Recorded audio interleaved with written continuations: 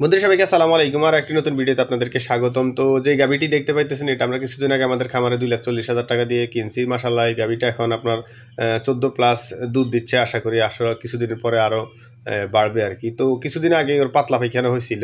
তো আমরা মূলত আমাদের খামারে পাতলা পায়খানা হলে কী ধরনের ওষুধ খাওয়াই, অনেক সময় দেখা গেছে কিছু কিছু ওষুধ খাওয়ানোর পরে গাভীর দুধ কমে যায়।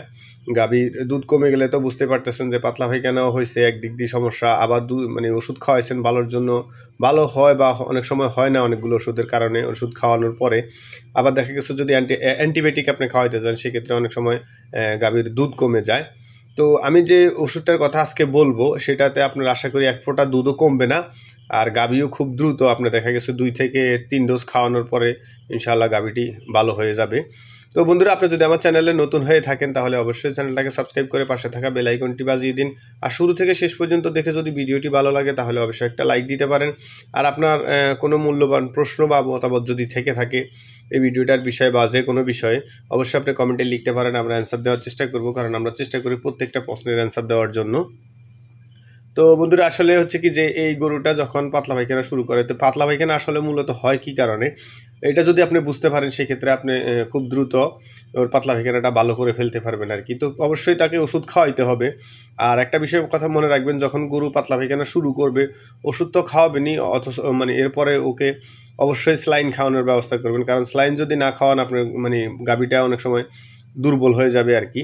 তো মূলত দুর্বল হয়ে গেলে দুধ কমে যাবে, বিভিন্ন সমস্যা হবে। তবে একটা কথা মনে রাখবেন, সেটা হচ্ছে যে আপনার যখন গাভীটা পাতলা পায়খানা শুরু করবে, গাভী বলেন, বকনা বলেন, বাছুর বলেন, যেটাই বলেন, আপনার পাতলা পায়খানা যখন শুরু করবে তখন থেকে আপনার ওষুধ খাওয়ানো শুরু করতে হবে। আর অবশ্যই বুঝতে হবে যে আসলে কেন মানে পাতলা পায়খানা করতেছে। অনেক সময় দেখা গেছে বিভিন্ন ময়লা জাতীয় খাবার খায়, বা দেখা গেছে আপনারা চারিতে বিভিন্ন ময়লা থাকতে পারে, চারি ঠিকমতো পরিষ্কার না করলে এই সমস্ত কারণে দেখা গেছে ফুড পয়জনিং হয়। আবার দেখা গেছে আপনি নতুন একটা খাবার আপনি দিচ্ছেন, কিন্তু এটা আপনার দেওয়ার কথা ধরেন আপনি মানে হঠাৎ করে ধরেন একটা নতুন খাবার দেওয়া শুরু করছেন, মানে ধরেন আপনি 3 দিন পরে ও যতটুকু পায়, দেখা গেছে আপনার হাফ কেজি পায়, 1 কেজি পায়, ওই 1 কেজিটা আপনি একবারে দিবেন না। একবারে যদি দিতে যান সেক্ষেত্রেও পাতলা পায়খানা করতে পারে। সেটা খৈল হতে পারে, বিভিন্ন ফিড হতে পারে। আর দেখা গেছে আপনি যে খাবারটা কখনো ওকে খাওয়ান নাই গত 1 সপ্তাহ 10 দিন বা 2 মাসের ভিতরে, ওই খাবারটা হঠাৎ করে আপনার বেশি দেওয়া যাবে না। মানে কম কম করে দিয়ে ওকে ওর পেটে আগে সহ্য করায় নিতে হবে। এরপরে আপনার যতটুকু পরিমাণ সে পাবে, হাফ কেজি বলেন, 1 কেজি বলেন, তখন আস্তে আস্তে এটাকে বাড়াইতে হবে আর কি। তো এই সমস্ত অনেক কারণেই আপনার পাতলা পায়খানা হয়ে থাকে। তো পাতলা পায়খানা হলে অনেক সময় পেটের ভিতরে বদহজম হয়, পেটে গ্যাস জমে যায়।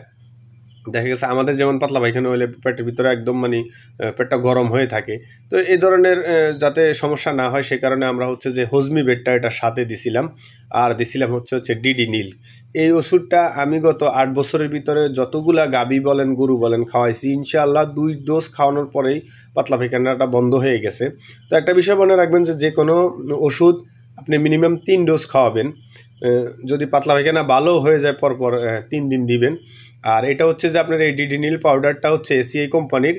আর এসিআই কোম্পানির প্রত্যেকটা ওষুধই মোটামুটি আমি যতগুলো ইউজ করছি মোটামুটি ভালো।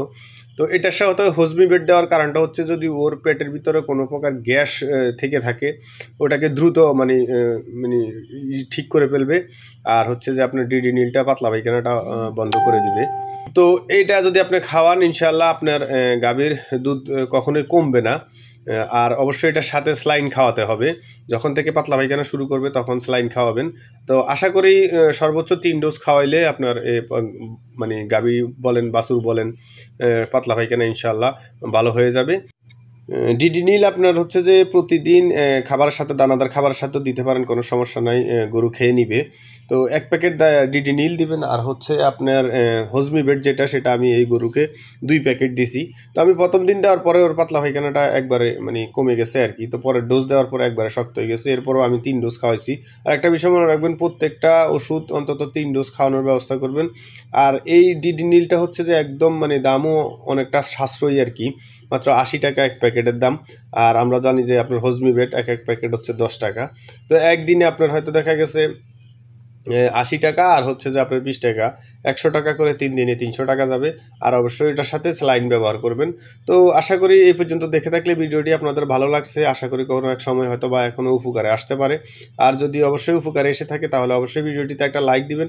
আর এখনও যদি আপনি আমার চ্যানেলটাকে সাবস্ক্রাইব না করে থাকেন দয়া করে সাবস্ক্রাইব করে দিন। আর এই ধরনের ভিডিও আমরা অবশ্যই আপনাদের মাঝে নিয়ে আসব। আর এরপর আপনারা কী ধরনের ভিডিও চান কমেন্টে লিখতে পারেন, আমরা ওই ধরনের ভিডিও বানানোর ব্যবস্থা করব। তো ভালো থাকবেন, সুস্থ থাকবেন, সবাই দোয়া করবেন আমাদের জন্য। আল্লাহ হাফেজ। আসসালামু আলাইকুম রহমতুল্লাহি ওয়া বারাকাতুহু।